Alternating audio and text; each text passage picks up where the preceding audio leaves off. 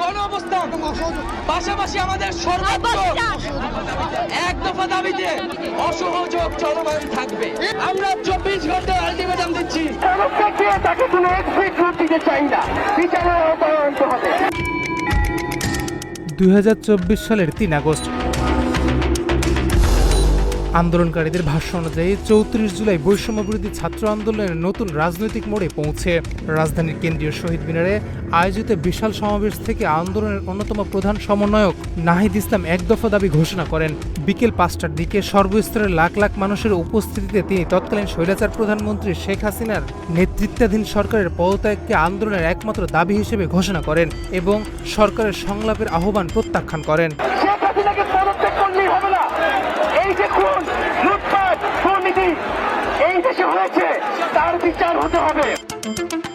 এর আগে সকালে গণভবনে পেশাজীবী সমন্বয় পরিষদের নেতাদের সঙ্গে বৈঠকে শেখ হাসিনা আন্দোলনরত শিক্ষার্থীদের আলোচনায় বসার আহ্বান জানান। তিনি বলেন, গণভবনের দরজা খোলা এবং তিনি আর কোনো সংঘাত চান না। তবে শহীদ মিনারের সমাবেশে নাহিদ ইসলাম স্পষ্ট করে জানান, শুধু প্রধানমন্ত্রী নয়, পুরো স্বৈরাচারী মন্ত্রিসভার পদত্যাগই এখন আন্দোলনের দাবি। একই সঙ্গে আন্দোলনের সময় সংগঠিত হত্যা ও গুমের ঘটনার বিচারের দাবি করেন তিনি। আমি তাদের সাথে কথা বলতে চাই, তাদের কথা শুনতে চাই এবং যেটা আমাদের সাধ্যমতো সেটা আমি পূরণ করতে চাই। আমি এই সংঘাত চাই না। গণভবনের দরজা খোলা। নাহিদ ইসলাম বলেন, এমন একটি রাজনৈতিক ব্যবস্থা গড়ে তুলতে হবে যেখানে আর কখনো স্বৈরাচারের পুনরাবৃত্তি হবে না। তিনি দেশব্যাপী ছাত্র জনতার গণ আন্দোলনে অংশ নেওয়ার আহ্বান জানান। পাশাপাশি সব শ্রেণী পেশার মানুষের সমন্বয়ে একটি জাতীয় সংগ্রাম পরিষদ গঠনের ঘোষণা দেন এবং 4 আগস্ট থেকে পূর্ব ঘোষিত সর্বাত্মক অসহযোগ আন্দোলনে অংশ নিতে জনগণের প্রতি আহ্বান জানান। অসহযোগ যেমন চলবে, এই পথে আমাদের বিক্ষোভ এবং গণ অবস্থান কর্মসূচিও পাশাপাশি চলবে।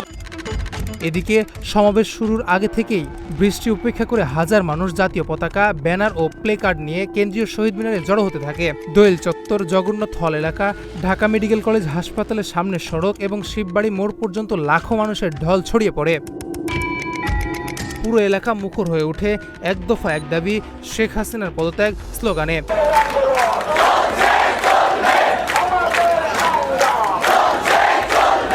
সন্ধ্যা 6টার দিকে শহীদ মিনারের সমাবেশ শেষ হলে আন্দোলনকারীরা টিএসসি এলাকায় গিয়ে রাজু ভাস্কর্যের চোখে লাল কাপড় বেঁধে প্রতীকী প্রতিবাদ জানায়। পরে সন্ধ্যা 7টার দিকে তারা শাহবাগ মোড় অবরোধ করে।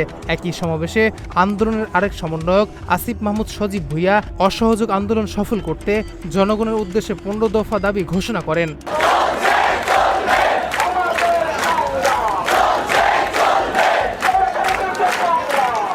এই নির্দেশনায় কর ও ইউটিলিটি বিল পরিশোধ বন্ধ, সরকারি বেসরকারি অফিস আদালত, কলকারখানা ও শিক্ষা প্রতিষ্ঠান বন্ধ রাখা, ব্যাংকিং চ্যানেলে রেমিটেন্স না পাঠানো, সরকারি অনুষ্ঠান বর্জন, গণপরিবহন ও শিল্প কলকারখানা বন্ধ রাখা, পুলিশকে বিক্ষোভে দমনে অংশ না নেওয়া এবং প্রশাসনকে অসহযোগিতার আহ্বান সহ বিভিন্ন কর্মসূচি তুলে ধরা হয়। মার্চ টু ঢাকা ঘোষণা করব। আমরা 24 ঘন্টা আলটিমেটাম দিচ্ছি। সকল পাবলিক বিশ্ববিদ্যালয় গুলার হলগুলা খুলে দিতে হবে। এছাড়া রাজধানীর বাড্ডা, রামপুরা, বনশ্রী, সায়েন্স ল্যাব, মিরপুর 10 সহ বিভিন্ন এলাকায় আন্দোলনকারীরা সড়ক অবরোধ করে। একই সময় কোটা সংস্কারে নিহতদের বিচারের দাবিতে বিভিন্ন স্থানে বিক্ষোভ অনুষ্ঠিত হয়। অন্যদিকে অবসরপ্রাপ্ত সামরিক কর্মকর্তাদের পরিবারের সদস্যরা মিরপুর DOHS এলাকায় সমাবেশ করে আন্দোলনের সময় সংগঠিত হত্যাকাণ্ডের বিচার দাবি করে।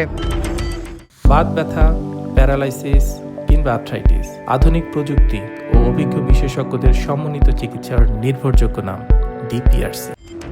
দিনভর রাজধানীতে আইন শৃঙ্খলা বাহিনীর সদস্যরা সতর্ক অবস্থানে থাকলেও অধিকাংশ স্থানে তারা সরাসরি বাধা দেয়নি।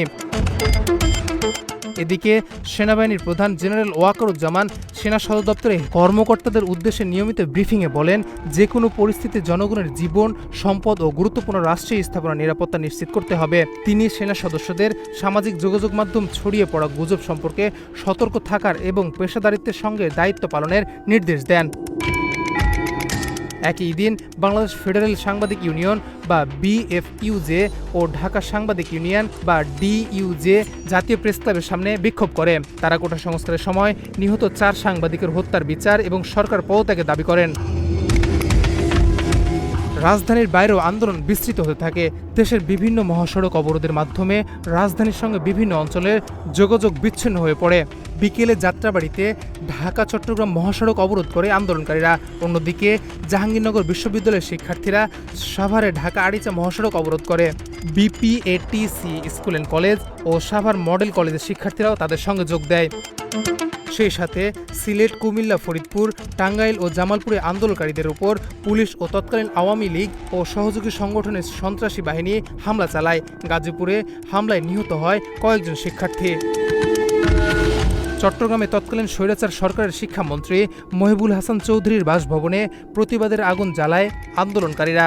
একই দিন লালখা বাজারে ওই সরকার দলীয় সংসদ সদস্য মহিউদ্দিন বাচ্চুর কার্যালয়েও প্রতিহত করে বিক্ষোভকারীরা।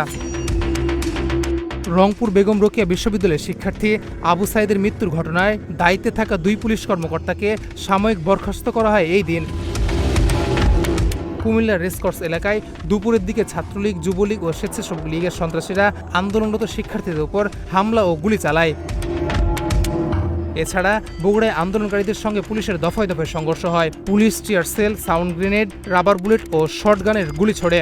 সাতমাথা সার্কিট হাউস মোড়, রোমানা আফরোজ রোড, কালীবাড়ি, রেজাউল বাকি রোড ও জেলখানা মোড় এলাকায় সংঘর্ষে অন্তত 6 জন শিক্ষার্থী গুলিবিদ্ধ হয়।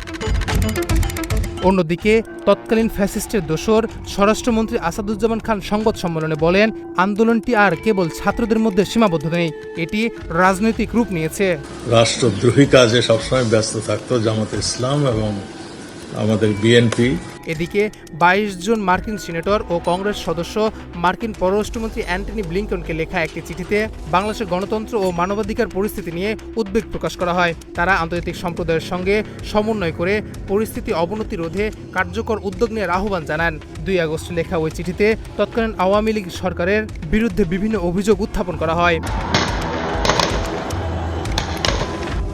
3 আগস্ট শহীদ মিনারের এই সমাবেশে এক দফা ঘোষণার মধ্য দিয়ে আন্দোলনের লক্ষ্য আনুষ্ঠানিকভাবে কোটা সংস্কারের দাবি থেকে সরকার পদত্যাগের দাবিতে রূপান্তরিত হয়। একই সঙ্গে 4 আগস্ট থেকে সর্বাত্মক অসহযোগের ঘোষণার স্পষ্ট হয়ে ওঠে। পরদিন থেকে আন্দোলন আরও বৃহত্তর রাজনৈতিক সংঘাতে প্রবেশ করতে যাচ্ছে।